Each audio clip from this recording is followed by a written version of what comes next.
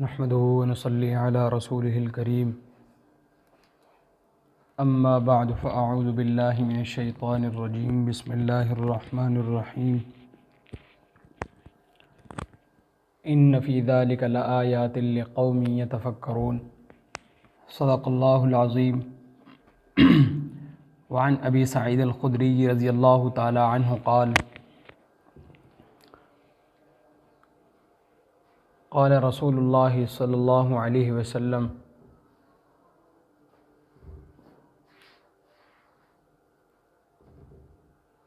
الشتاء ربيع المؤمن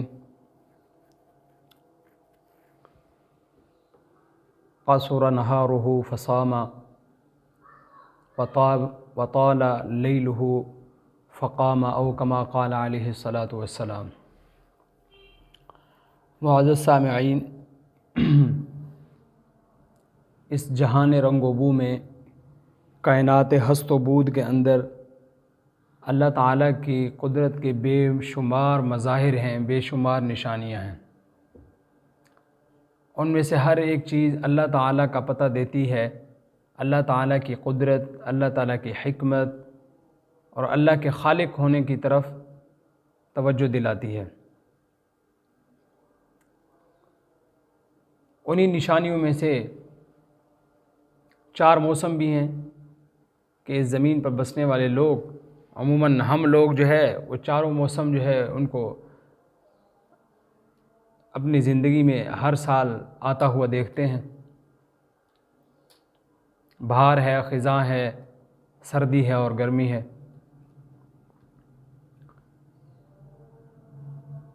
انہی 4 موسموں میں سے پھر اب سردی کا موسم شروع ہونے لگا ہے،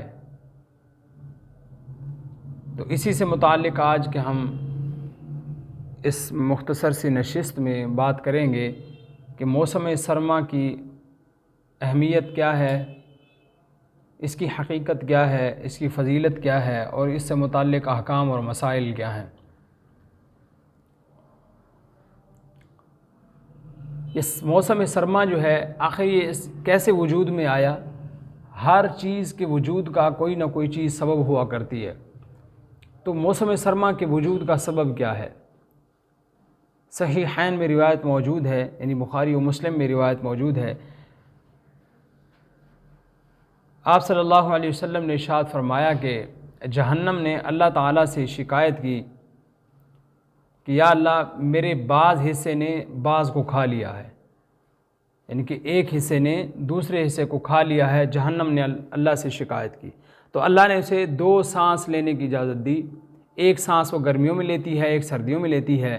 پھر حضور نے فرمایا جو تم گرمی کی شدت محسوس کرتے ہو اور سردی کی شدت محسوس کرتے ہو، یہ اسی جہنم کے سانس لینے کی وجہ سے ہے، گرمی کی شدت بھی اور سردی کی شدت بھی۔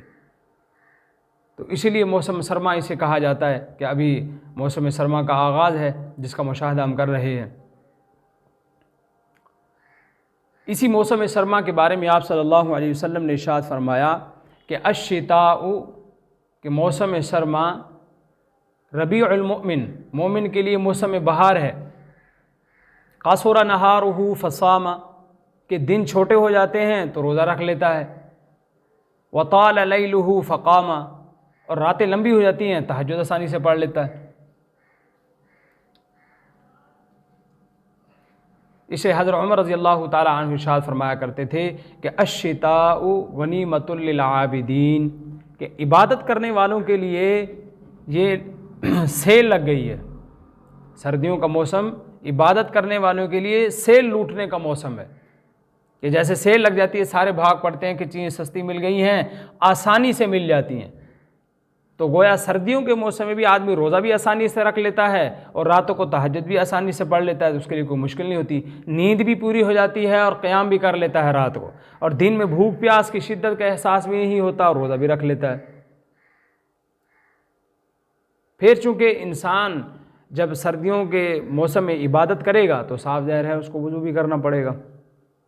تو ایک موقع پر آپ صلی اللہ علیہ وسلم نے ارشاد فرمایا کہ کیا میں تمہاری ایسے عمل کی طرف رہنمائی نہ کروں کہ جس کی وجہ سے تمہارے گناہ مٹ جائیں اور تمہاری نیکیاں، تمہارے درجات بلند ہو جائیں؟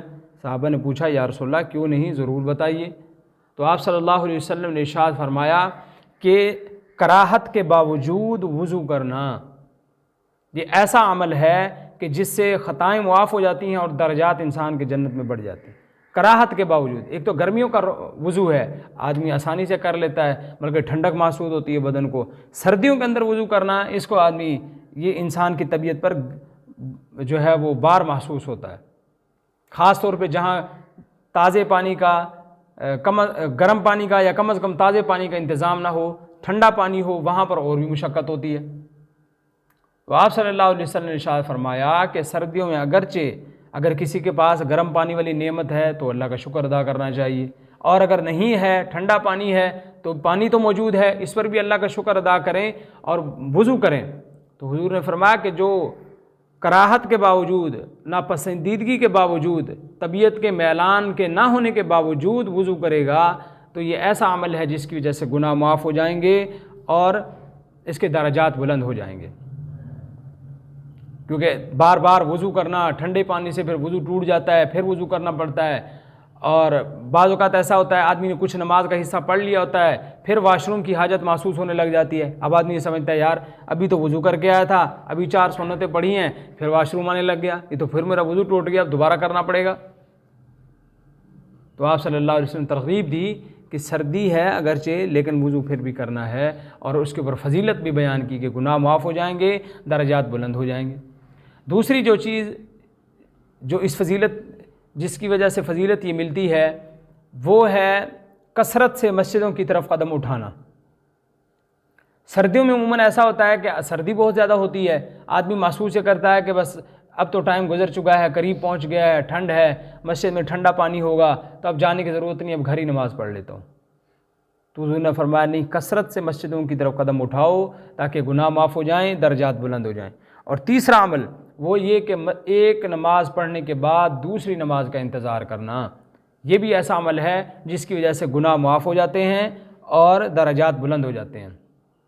پھر یہ کہ جب سردی کا موسم ہوتا ہے، پانی ٹھنڈا ہوتا ہے، تو آدمی کی ہوتا ہے بس جلدی جلدی وضو کر لوں تاکہ یہاں سے اٹھوں، ٹھنڈے پانی سے جو ہے جان چھڑاؤں۔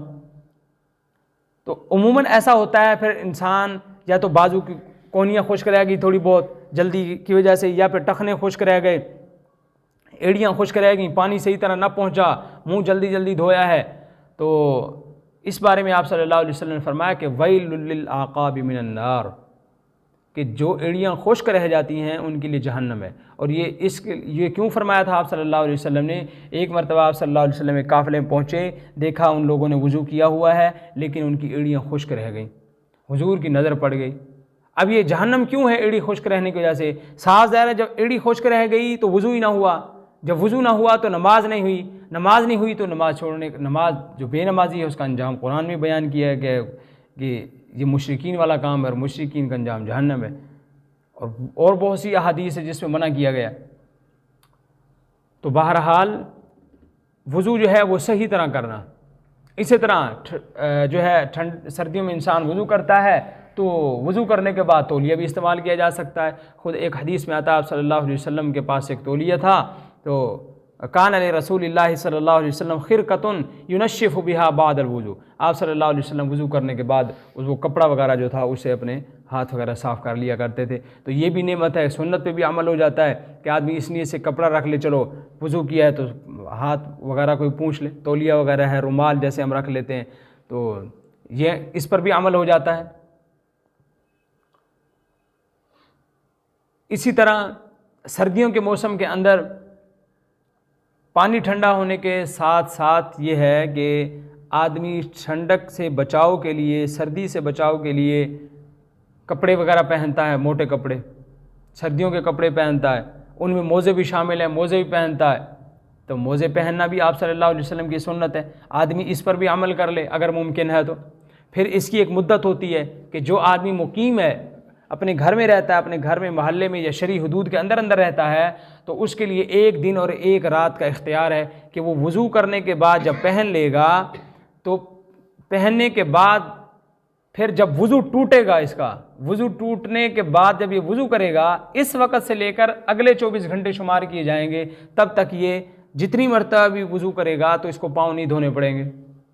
اب ہاتھ گیلا کرے گا، انگلیوں سے اوپر جو ہے پنڈلی کی طرف کھینچ لائے گا اس ہاتھ کو، اس کا مسح ہو جائے گا دونوں پاؤں کے اوپر۔ اور جو مسافر ہے اس کے لیے 3 دن کا حکم ہے۔ پھر اس کے ساتھ ساتھ یہ بھی ہمیں یاد رکھنا چاہیے کہ بعض احباب جو ہیں وہ جرابوں پر مسح کر لیتے ہیں، جبکہ جرابوں پر مسح کرنا جائز نہیں ہے۔ جو جرابیں یا موزے ان کے اندر 3 خصوصیات پائی جائیں تو ان پہ مسح ہو سکتا ہے۔ ایک یہ ہے کہ اگر انہیں کئی میل تک پیدل چلا جائے تو وہ نیچے سے پھٹے نہ۔ دوسرا ہے کہ اگر پانی ان کے اوپر ڈالا جائے تو پانی چھن کر پاؤں پہ نہ اندر جائے۔ اور تیسری صفت اس کی یہ ہے کہ وہ جو چیز پہنی ہے ہم نے چمڑے کی جس چیز کی بھی، وہ پاؤں کے ساتھ خود چپک سکتی ہو، جو ہے وہ کھسک کے نیچے نہ آ جائے جراب کی طرح۔ جراب کھسک کے نیچے آ جاتی ہے، جبکہ چمڑے کا جو موزہ ہوتا ہے اس کے اندر یہ 3 خصوصیات ہوتی ہیں۔ کئی میل تک پیدل چلا جائے 3 میل تک اگر پیدل چلا جائے تو وہ پھٹے نہ۔ تو اتنا یہ جرابوں، یہ جو موجودہ دور کی جرابیں ہیں ان کے اندر یہ خاصیت نہیں پائی جاتی۔ اس طرح پانی ڈالا جائے تو پانی نیچے سے نکل جائے گا، اور اسی طرح قابو بھی نہیں رہ سکتی، نیچے بھی ہو جاتی ہیں۔ تو جو چمڑے کے موزے بنے ہوئے ملتے ہیں وہ پہن سکتا ہے تو کوئی ضرور پہنے، سنت پہ عمل ہو جاتا ہے۔ اور آپ صلی اللہ علیہ وسلم نے گویا سردی سے بچاؤ کی ایک تدبیر بھی بتا دی ہے۔ اسی طرح ہمارے ہاں جو ہے لنڈے وغیرہ کے کپڑے استعمال کیے جاتے ہیں، تو اس کا حکم یہ ہے کہ اگر اوپر پہننے کا کرتا ہے یا جیکٹ وغیرہ ہے یا ٹوپی ہے، اس کو تو بغیر دھوئے استعمال کوئی کر لیتا ہے تو کوئی حرج نہیں ہے، لیکن افضل یہ ہے کہ دھو لینا چاہیے۔ اور اگر پاجامہ ہے، پینٹ ہے، تو اس کے بارے میں فقہائے کرام فرماتے ہیں کہ اس کو بغیر دھوئے پڑھنا مکروہ ہے، کیونکہ کفار کے ہاں استنجا کرنے کا کوئی خاص انتظام نہیں ہوتا، نہ وہ استنجا کو کوئی ضروری سمجھتے ہیں، ایسے ہی پھرتے رہتے ہیں۔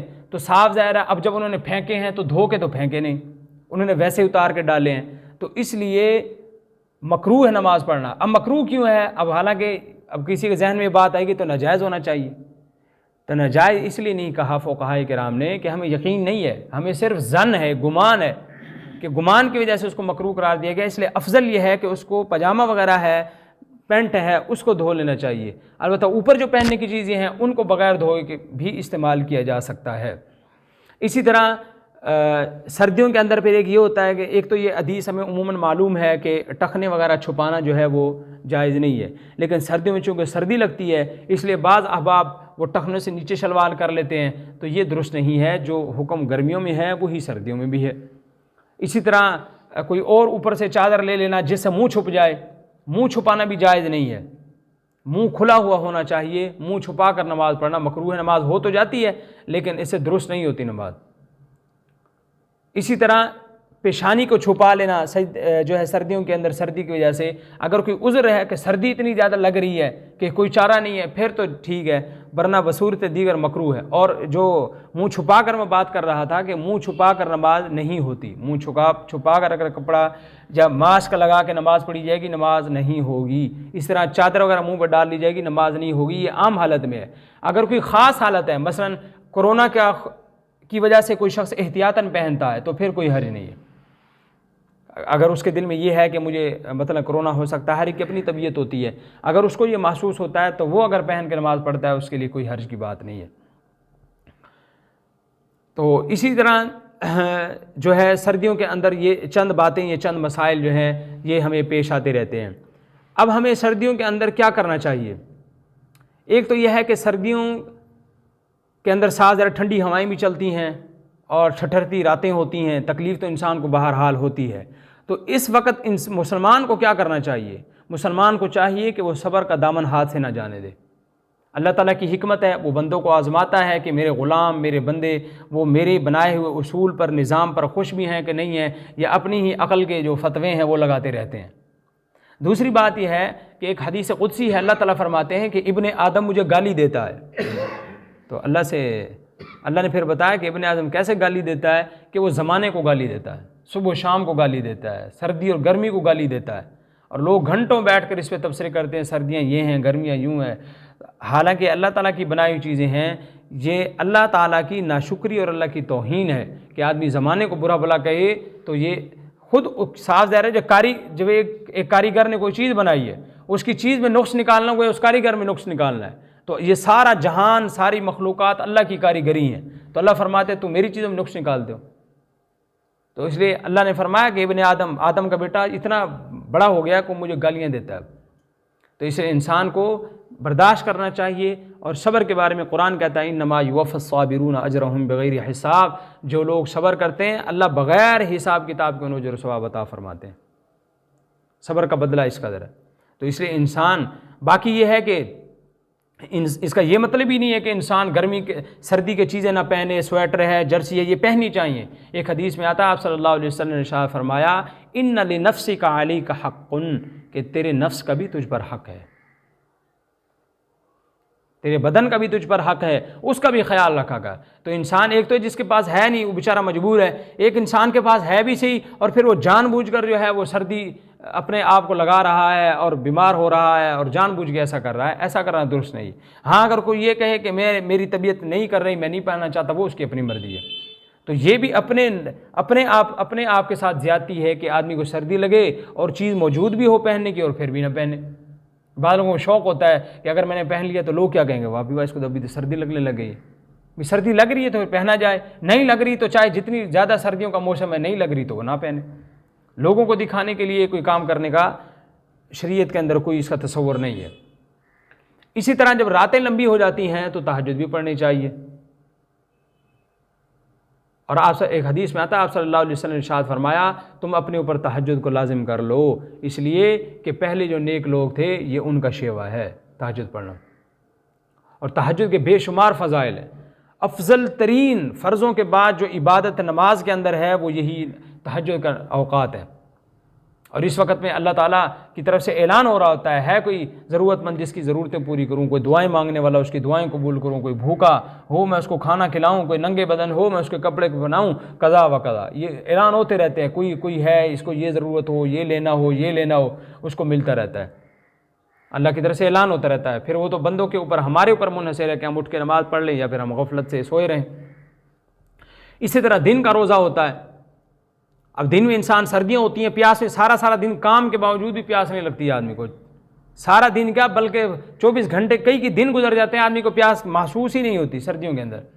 تو اس وقت کو انسان قیمتی بنائے اور اس میں روزہ رکھے. بس اور کچھ نہیں تو جیسے سوموار اور جمعرات کا روزہ ہے، ایام بیج کے روزے ہیں، ہر چاند کے مہینے کی 13، 14 اور 15 کا روزہ آپ صلی اللہ علیہ وسلم رکھا کرتے تھے. ہم یہی معمول بنا لیں کہ پوری سردیاں سوموار کا اور جو ہے وہ جمعرات کا بھی روزہ رکھیں گے اور 13، 14، 15 کا بھی روزہ رکھیں گے. اور اس میں فائدہ یہ ہو جاتا ہے کہ عام دنوں میں گرمی پیاس محسوس کرنی پڑتی ہے، گرمی بھی پیاس بھی برداشت کرنی پڑتی ہے اور بھوک برداشت کرنی پڑتی ہے. جبکہ سردیوں کے اندر کیا ہوتا ہے کہ آدمی کو نہ بھوک لگتی ہے نہ پیاس لگتی ہے، پتہ نہیں چلتا اور روزے کا روزہ ہو جاتا ہے. اور روزے کے بارے میں اللہ تعالیٰ کا فرمان ہے کہ روزہ میرے لیے ہے اور اس کا میں ہی بدلہ دوں گا. کتنی بڑی عبادت ہے. اور یہ اس میں ایک اور حکمت ہے. یہ موسم کیوں آیا؟ اس لیے کہ دیکھیں ارکان اسلام 5 ہیں. ایک کلمہ ہے جو سارے پڑھتے ہیں مسلمان، ایک نماز، ایک روزہ، حج اور زکوٰۃ. 4 چیزیں بچ جاتی ہیں پیچھے. نماز اور روزہ تو ہر بندہ کر لیتا ہے، حج اور زکوٰۃ ہر بندے پہ نہیں ہے. اب کوئی آدمی یہ کہہ سکتا ہے کہ میرے اوپر تو حج فرض نہیں ہے تو میں تو اس ثواب سے محروم ہو گیا، میرے اوپر تو زکوٰۃ نہیں ہے میں تو اس ثواب سے محروم ہو گیا، اس فضیلت سے محروم ہو گیا. تو اللہ تعالیٰ فرماتے ہیں اچھا چلو میں تمہیں سردیوں کا موسم دے دیتا ہوں، اس میں تو روزے بھی رکھا کر، دن کو راتوں کو تہجد پڑھا کر. اب عام آدمی کے لیے اللہ نے سہولت پیدا کر دی کہ جو راتیں لمبی کر دی، دن میں کام ختم ہو جاتا ہے. مزدور آدمی بھی یہ شکوہ نہیں کر سکتا کہ میری نیند پوری نہیں ہوئی اور میں جو ہے وہ نماز تہجد نہیں پڑھ سکتا. وہ بھی یہ شکوہ نہیں کر سکتا کہ آپ دیکھتے ہیں رمضان کے اندر لوگ روزے نہیں رکھتے کہ جی ہمیں کام کرنا پڑتا ہے، مزدوری کرنی پڑتی ہے، لیکن سردیوں میں ان کا یہ بہانہ بھی نہیں چل سکتا. اور پھر یہ ہے کہ سردیوں میں روزے قضا کیے جا سکتے ہیں. عورتیں روزے چھوڑتی ہیں، اب وہ روزے چھوٹتے جو ہیں وہ روزے رکھتی ہی نہیں ہیں. تو اس لیے گھر والوں کو چاہیے مردوں کو کہ ان کے کہیں جو روزے تمہارے رہ گئے ہیں سردیوں میں قضا کر لو اپنے روزے، جتنے روزے رہ گئے ہیں. نمازوں کی تو قضا نہیں ہوتی، روزوں کی قضا ہوتی ہے، روزے قضا کرنے پڑتے ہیں. تو روزہ بھی رکھنا چاہیے سردی انسان کو اس موسم کے اندر، اور ساتھ ساتھ تہجد کا بھی اہتمام کرنا چاہیے. اسی طرح انسان کو عافیت اللہ سے مانگنی چاہیے. آپ صلی اللہ علیہ وسلم نے ارشاد فرمایا کہ ایمان لانے کے بعد اللہ کی سب سے بڑی جو نعمت انسان کے لیے ہے وہ عافیت ہے، کہ انسان اپنے رب سے دعا کرے یا اللہ مجھے عافیت عطا فرما۔ عافیت کیا ہے؟ دنیا میں بھی اور آخرت میں بھی انسان یہ دعا مانگے یا اللہ مجھے عافیت دے، یعنی دنیا کی مصیبتوں، پریشانیوں، تکلیفوں سے بھی محفوظ رکھ اور آخرت کی مصیبتوں، پریشانیوں اور تکلیفوں سے بھی محفوظ رکھ۔ بلکہ ایک شخص آپ کے پاس آیا، کہنے لگا یا رسول اللہ مجھے سب سے بہترین دعا سکھائیے۔ تو آپ صلی اللہ علیہ وسلم نے فرمایا تو اللہ سے عافیت مانگا کر، اللہم انی اسألک العفو والمعافات فی الدنیا والآخرہ، یا اردو میں کہہ دیں، اپنی زبان میں کہہ لیں، یا اللہ مجھے عافیت عطا فرما دیجیے۔ اس لیے ایک حدیث میں آتا ہے درود شریف کی فضیلت میں، جو بندہ ایک مرتبہ رسول اکرم صلی اللہ علیہ وآلہ وسلم پر درود پاک پڑھتا ہے، اللہ تعالیٰ اس کے لیے عافیت کا ایک دروازہ کھول دیتے ہیں ایک مرتبہ پڑھنے سے۔ تو حضور نے فرمایا کہ عافیت مانگو اللہ تعالیٰ سے کہ اللہ دنیا میں بھی ہمیں ہر قسم کی پریشانی سے، دکھ سے محفوظ رکھ، آخرت میں مرنے کے بعد بھی ہر قسم کے دکھ اور پریشانی سے محفوظ رکھ، دنیا میں بھی سکھ عطا فرما، مرنے کے بعد کی زندگی میں سکھ عطا فرما۔ اور بڑی جامع دعا ہے، صرف ایک عافیت کا لفظ ہے، کتنی چیزیں آ گئی اس میں۔ تو اس لیے انسان اللہ تعالیٰ سے عافیت کی دعا بھی کرتا رہے۔ دوسرا یہ ہے کہ اس موسم کے اندر چونکہ سردی کا موسم ہوتا ہے، کپڑے کو ضرورت پڑتی ہے لوگوں کو، بیچارے ایسے ہوتے ہیں پیسے نہیں، اور آج کل جو مہنگائی چل رہی ہے اس وقت، اور جو پھر پٹھان جو لنڈے والے ہیں انہوں نے بھی 5,000 7,000 پہ لنڈے کی جیکٹ 5-7 ہزار پہ مانگتے ہیں اس کے۔ تو اب ہمارے پاس کیا ہوتا ہے؟ ہمارے پاس پچھلی سردیوں کے کپڑے پڑے ہوئے ہیں، عورتوں کے پاس تو بہت زیادہ الماریاں بھری ہوئی ہیں، پہننے کے لیے کہیں گی ہے نہیں، اور ان کو یہ کہو کہ الماری بھری پڑی ہے کسی کو دے دو، ان کو بخار آ جائے گا، کہیں گی دیتی بھی کسی کو نہیں ہے، پہننے کی بھی نہیں، دیں گے کسی نہیں، چوہا کاٹ کے چلا جائے گا، ختم ہو جائے گا۔ تو ہمیں یہ کرنا چاہیے، اگر ہمارے پاس فرصت ہے، ہم نے نئے لینے ہیں، تو اگر نئے کسی کو نہیں لے کے دے سکتے، جو پرانے کپڑے ہمارے گھروں میں پڑے ہوئے ہیں وہ فقیر محتاج ضرورت مندوں کو دے دیں۔ جیکٹ پڑی ہے، ہمارے پاس شال پڑی ہوئی تھی، بستر پڑا ہوا ہے، ہم نے نیا لیا ہے، چلو بھی یہ رضائی پرانی ہوگی ویسے بھی، چلو کسی کے کام آ جائے گی۔ گھروں میں عورتوں کے پاس جو کپڑے پڑے ہوئے ہیں، مردوں کو چاہیے، شوہر کو، بڑے کو جو سربراہ ہیں، ان کو یا تو پہن لو، نہیں تو نکال کے کسی کو دے دو۔ یہاں پڑے رہنے کا ان کا کوئی فائدہ نہیں ہے، نتیجہ یہی نکلتا ہے ان کو پھاڑ کے ان کی رضائیاں بنا لیتے ہیں۔ ان سے بڑا ثواب یہ ہے کہ ضرورت مند کو سردی کے موسم میں دے دیے جائیں۔ اور دوسرا یہ ہے کہ جس وقت ضرورت ہے جس چیز کی، وہ اسی وقت میں ہی اچھی لگتی ہے۔ اب گرمیوں میں اٹھا کے سردیوں کے کپڑے دے دیے، ابھی وہ گرمیوں کے اندر سردیوں کے کپڑے کا کیا کرے گا؟ سردیوں میں گرمیوں کے کپڑے اٹھا کے دے دیے، وہ سردیوں میں گرمیوں کے کپڑے پہن کے کرے گا کیا؟ سردیوں میں سردیوں کے کپڑے دیے جائیں، گرمیوں میں گرمیوں کے کپڑے ان کو دے دیے جائیں۔ اللہ نے اتنی فرصت دی ہے کہ ہم نے نئے سلوانے تو پرانے جتنے پڑے اٹھا کے دے دیں۔ تو اس چیز کا ہمیں خیال کرنا چاہیے۔ اسی طرح سردیوں کے موسم میں انسان کو چاہیے کسی دوسرے کو تکلیف ہی نہ پہنچائے، تکلیف پہنچانا تو ویسے بھی جائز نہیں ہے، لیکن سردیوں میں اس کی کچھ مخصوص صورتیں بن جاتی ہیں۔ مثلا کیا ہوتا ہے کہ سردی آ گئی ہے، سب کو سردی لگ رہی ہے، گھر کے اندر، آفس میں، مسجد میں، جہاں کہیں بھی، اب ایک بندہ ہے اس کو گرمی محسوس ہو رہی ہے، اب وہ یہ کہے کہ میرے لیے پنکھا چلا دو، اب یقیناً اس کی جسم کا تقاضا ہے کہ پنکھا چلایا جائے، لیکن باقی لوگوں کو سردی محسوس ہو رہی ہے، ان کا خیال رکھنا زیادہ ضروری ہے۔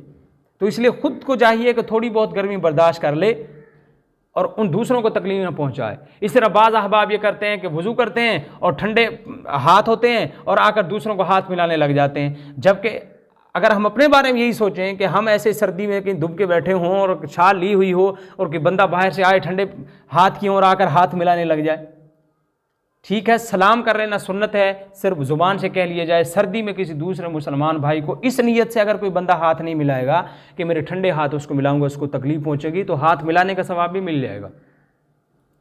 اسی طرح گھر میں ایسا ہوتا ہے، مسجد میں ایسا ہے کہ آئے ہیں تو کھڑکی کھول دی ہے، دروازہ کھلا ہوا ہے، اب جب باہر کوئی گیا نماز پڑھ کے وہ دروازہ کھول کے چلا گیا، اب بیچارے جو پیچھے ٹھہرے ہوئے ہیں ان کو مسئلہ ہو رہا ہے، اب ان کے دل میں بھی یہ آ رہا ہے کہ جی بندہ یار نماز پڑھ کے چلا گیا، دروازہ بند نہیں کر کے گیا، سب کو سردی لگ رہی ہے، تو اس لیے دروازہ بھی بند کر کے جانا چاہیے۔ یہ دین ان ساری چیزوں کا نام ہے، یہ نہیں ہے کہ بس اپنی نماز پڑھی خشوع خضوع سے اور پھر آدمی چلا جائے اور باقیوں کا کوئی خیال نہیں ہے، سارے لوگوں کا ساتھ خیال رکھنا یہ دین کے تقاضوں میں شامل ہے۔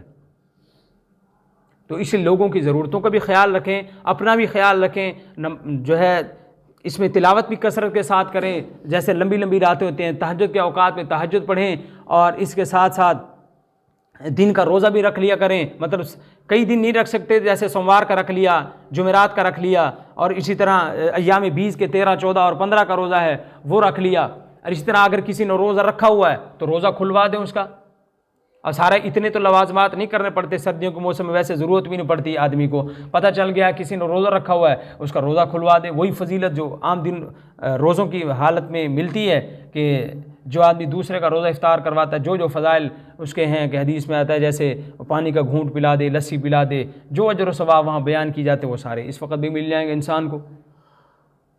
تو اس لیے ہمیں چاہیے کہ ہم جو ہے وہ خیال رکھیں، ان سردیوں کو جو ہے گناہوں کا ذخیرہ نہ بنائیں بلکہ ان سے سردی جو ہے نیکیوں کا ذخیرہ بنے۔ اب یہ گناہوں کا ذخیرہ کیسے بن جاتی ہے سردیاں؟ وہ اس طرح کے سردیوں کے موسم ہوتے ہیں، اب جن نوجوانوں کو رات کو سونے کی عادت نہیں ہے وہ رضائی میں منہ دبائیں گے اور فلمیں دیکھ رہے ہیں ساری رات، گانے سن رہے ہیں اور گناہ کے کام ہو رہے ہیں۔